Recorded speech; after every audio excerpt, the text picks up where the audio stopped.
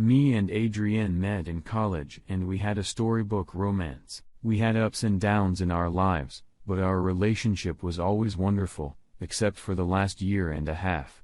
Adrienne was involved in a traumatic incident. It was a big news story of its time, so I'll be vague about it. Simply put, people died in front of her eyes, and she was physically injured as well. Blind luck was the only thing that saved her life.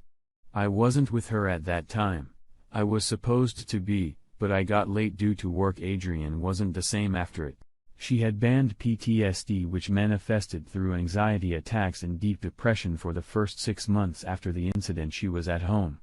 She had quit her job and her mother moved in to help out. During this period, all I did was support her. I changed my job to a much worse one because this one had spousal insurance for her treatments. I would take her to therapists and counseling sessions and sit outside. I would hold her at night when she was sobbing her eyes out. She also had a lot of irrational anger directed at me. She felt like if I had not been stuck at work, I would have saved her from the trauma in some way. I bore it without defending myself. I was the selfless super hubby that every husband thinks he'll be in moments of crisis, except I wasn't. I had lost my best friend. Adrienne was a shell of herself and we didn't really talk much. Sex was non-existent except for when she would feel super horny, and half of those sessions would stop midway because she had a breakdown. Our friends and family would talk to me a lot, but it would always revolve around Adrienne and her recovery. I was building up a lot of resentments, and I had no place to vent it. I hated my job. The bills were increasing every day. I was incredibly lonely and overworked, and those resentments also inspired incredible amounts of guilt. I felt like a total asshole for feeling ignored and resentful. About 10 months after the incident, Adrienne was bouncing back a bit. She started a part-time job and she was smilier and happier around friends and family. They all thought she had turned a corner. She had, but our marriage had turned 12, a bad one. She was smilier and happier with everyone but me. Our marriage needed repairing and she wasn't ready to put in the effort that was required. I became a burden on her. We tried to go to couples therapy, but they weren't very successful. She just felt lethargic about putting into action the suggestions that the therapist gave us, and I started letting my resentment show. We started getting into passive-aggressive arguments.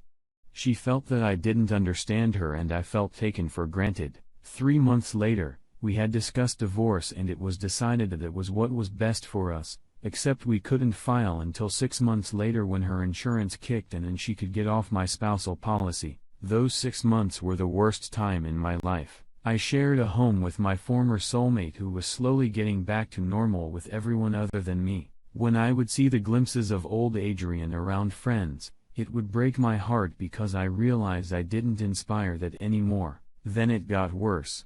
She met a guy at a grief counseling session whom she connected with. This guy got her and she had feelings for him. She was honest with me about it. She was also honest about her plans to explore a relationship with this guy after our divorce was finalized. I told her I would figure out how to be okay with it. She promised she would not take this relationship any further until we were over. She felt guilty about it. There were enough tears to fill a tub and she did apologize, but it still went forward, so they continued talking throughout the day.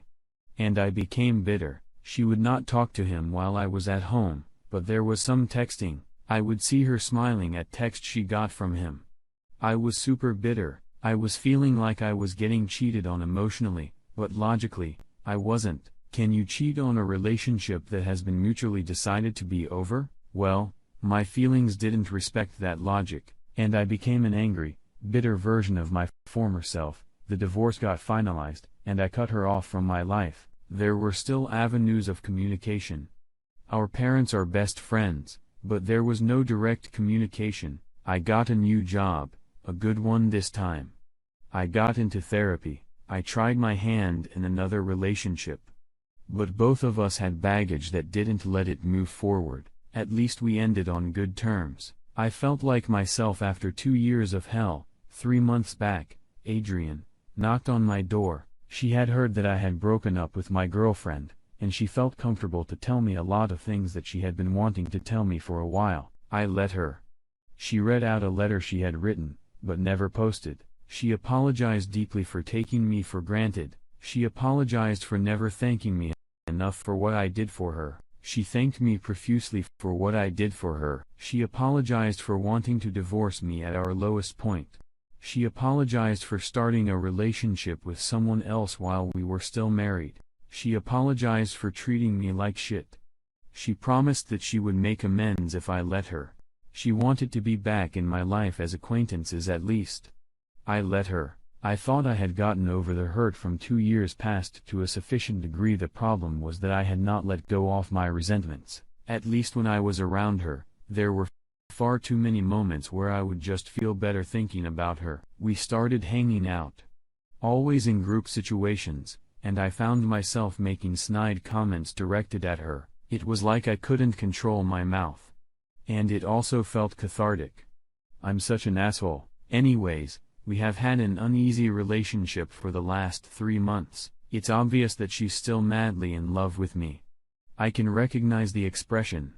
I am too, at least when the bitterness doesn't rise up. I had been thinking that we could maybe continue on this path for a while longer. I'm still not sure I want her back in my life as a romantic partner. But there might be a chance. At least till last week, I wasn't unhappy over her being around. Last week, her and our parents came over for dinner. When we were married, it used to be a fortnightly tradition as soon as dinner was done. Our parents scarpered for some party they had to go to and I wasn't told about. Adrian stuck around to help me clean up. It was set up. A very transparent one, but I wasn't completely against it. So Adrienne cleaned up, and then she made herself comfortable on my couch and put on a movie. I sat down next to her, and we were snuggled up within seconds.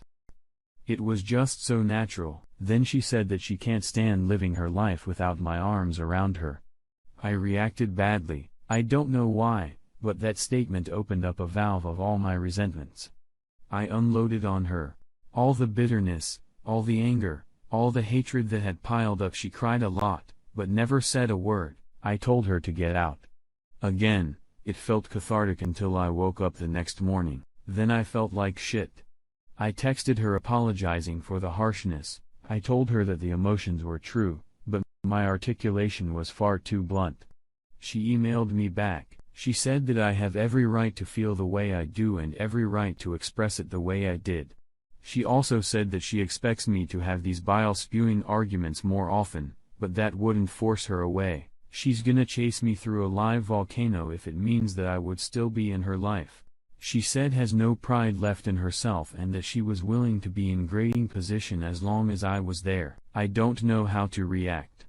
I'm emotionally exhausted. I know if we can manage to go over these humps, we can be very happy together, maybe as happy as we were before, but I can't decide if it's worth the effort. I don't know if she'll put in the effort with a couples therapist unlike before. I don't know if we can find the solution to our